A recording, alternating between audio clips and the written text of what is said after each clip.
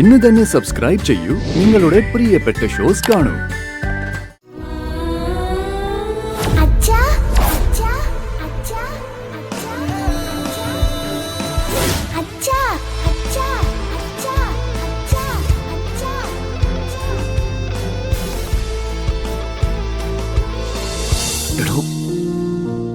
അതുകൊണ്ട് എനിക്കൊരല്പ സാവകാശം താ.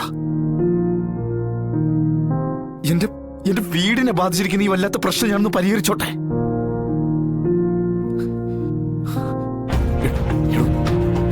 നോക്ക്, ഞാൻ തന്റെ ഒപ്പം തന്നെയാണെന്ന് തനിക്കറിയാലോ. തന്നെ വിട്ടിട്ട് എനിക്ക് മറ്റൊരു ജീവിതം ഇല്ലെന്നും തനിക്കറിയാം. അപ്പൊ പിന്നെ ഇങ്ങനൊരു കടമ്പ കടക്കും വരെയെങ്കിലും തനിക്ക് കാത്തിരുന്നൂടെ? നമ്മൾ ഒരുമിച്ചുള്ള ഈ ജീവിതത്തിൽ നമ്മളിപ്പോ പോകുന്ന പോലെ മുന്നോട്ട് പോകാൻ നമുക്ക് കഴിയുള്ളൂ. അത് മനസ്സിലാക്ക.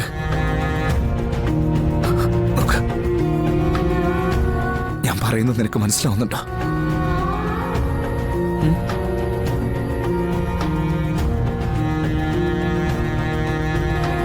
മനസ്സിലായി വിഷ്ണുട്ട.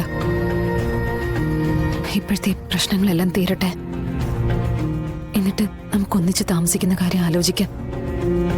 അതല്ലേ പറഞ്ഞത്?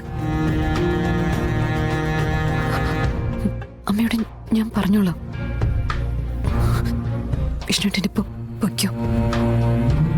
ഇനിയും വൈകിയ സത്യമ്മയ്ക്ക് മുന്നിൽ വിഷ്ണുട്ടിന് ഇനിയും എന്തെങ്കിലുമൊക്കെ കള്ളം പറയേണ്ടി വരും.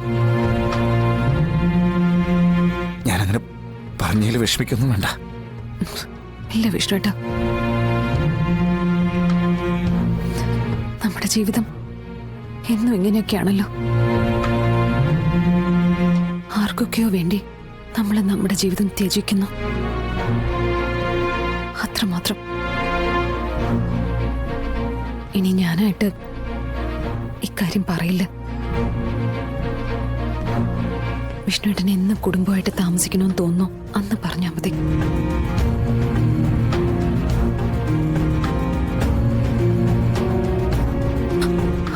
അതുവരെ കാത്തിരിക്കാൻ ഞാൻ തയ്യാറാ.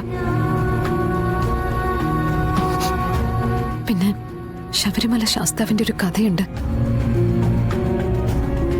ശാസ്താവിനോട് വിവാഹകാര്യം പറഞ്ഞ മാളികപ്പുറത്തമ്മയോട് ശാസ്താവ് പറഞ്ഞത്, കന്നിക്കാരില്ലാത്ത ഏതെങ്കിലും ഒരു മണ്ഡലകാലം വരികയാണെങ്കിൽ വിവാഹം കഴിച്ചോളാം എന്ന്.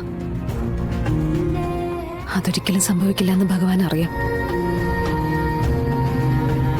പ്രശ്നങ്ങളില്ലാത്തൊരു സമയം നോക്കി നമ്മുടെ ജീവിതം കെട്ടിപ്പിടിക്കാൻ ശ്രമിക്കുമ്പോ ഈ കഥയൊന്നും മനസ്സിൽ ഓർക്കുന്നത് നല്ലതാ.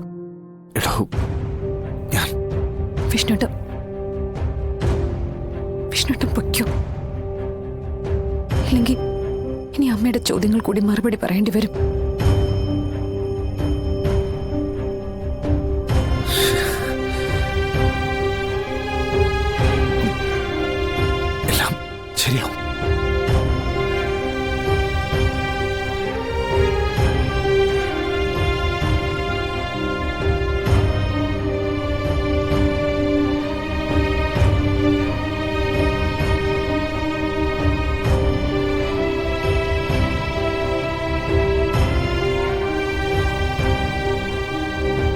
കൃത്യമായിട്ടൊരു തീരുമാനം എടുക്കാൻ കഴിയാത്തത് തന്നെ എൻ്റെ ജീവിതത്തിലെ പരാജയം. ശാലി പറഞ്ഞത് ശരി തന്നെയാ. ഒന്നിച്ച് താമസിക്കണമെന്ന് ആഗ്രഹിക്കുമ്പോഴെല്ലാം ഓരോ പ്രശ്നങ്ങൾ വന്നുകൊണ്ടിരിക്കുക.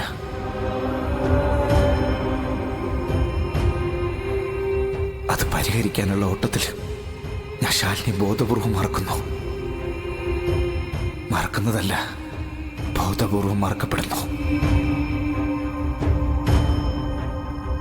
അതെന്റെ തെറ്റാണെന്ന് എനിക്ക് പറയാൻ പറ്റുന്നില്ലെങ്കിലും ശാലിനിയുടെ കാഴ്ചപ്പാടിലത് തെറ്റ് തന്നെയാ.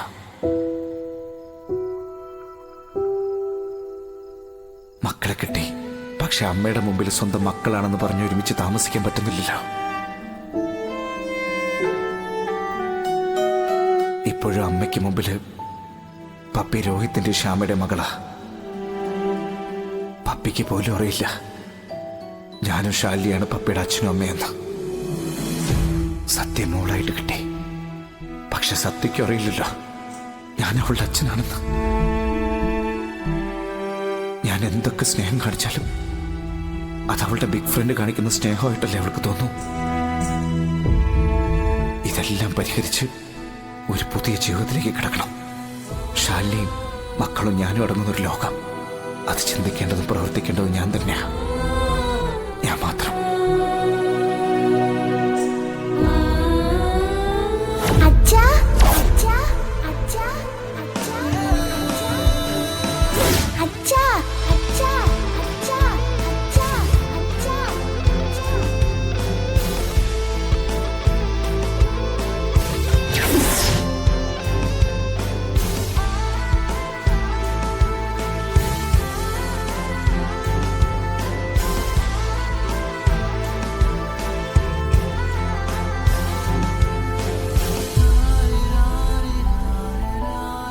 അച്ഛാ മോളെ,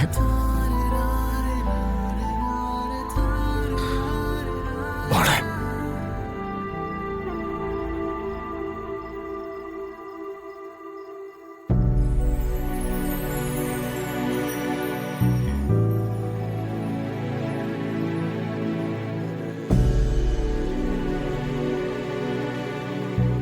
ഉമ്മ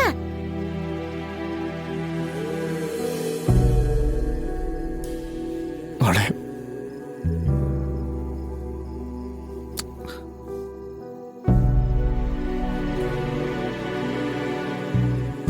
ബിഗ് ഫ്രണ്ടിന്റെ അച്ഛനാണല്ലേ?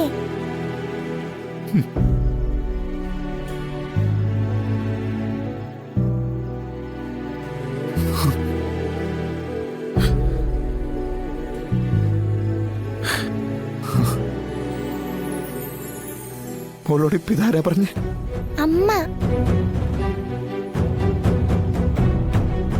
അമ്മ എല്ലാം പറഞ്ഞു. എന്നിട്ട് മോൾക്ക് സന്തോഷായോ? ഞാൻ പലവട്ടം മനസ്സിൽ ആഗ്രഹിച്ചതാ അമ്മ എന്നോട് പറഞ്ഞത്. എന്താ മോൾ ആഗ്രഹിച്ചേ? വിഷ്ണു അച്ഛൻ എന്റെ അടുത്ത് വരുമ്പോ, എന്നോട് സംസാരിക്കുമ്പോ, അച്ഛനില്ലാത്ത കുട്ടിയെന്ന് പറഞ്ഞ് കൂട്ടുകാർ കളിയാക്കുമ്പോ ഭഗവാനോട് ഞാൻ പ്രാർത്ഥിക്കുമായിരുന്നു, ഈ വിഷ്ണു അച്ഛനെ ശരിക്കും എന്റെ അച്ഛനാക്കി തരാൻ പറ്റുമോന്ന്.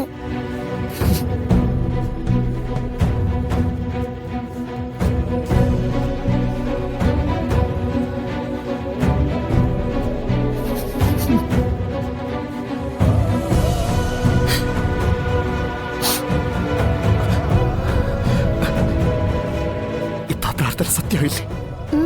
അമ്മ ഇത് പറഞ്ഞപ്പോ മുതൽ അച്ഛനെന്ന് കാണാൻ എത്ര ആഗ്രഹിച്ചെന്നോ. അപ്പ അമ്മ പറഞ്ഞു ഇങ്ങോട്ട് വരും അപ്പ കാണാന്ന്. ഇപ്പൊ എനിക്ക് സന്തോഷമായി. ഇനി എനിക്ക് ആരെയും പേടിക്കാതെ അച്ഛാന്ന് വിളിക്കാലോ. വിളിക്കാം. എന്റെ പൊന്നുമോൾക്ക് എത്ര വേണമെങ്കിലും അച്ഛാന്ന് വിളിക്കാം കേട്ടോ. അച്ഛാ അച്ഛാ അച്ഛാ അച്ഛാ. ഓ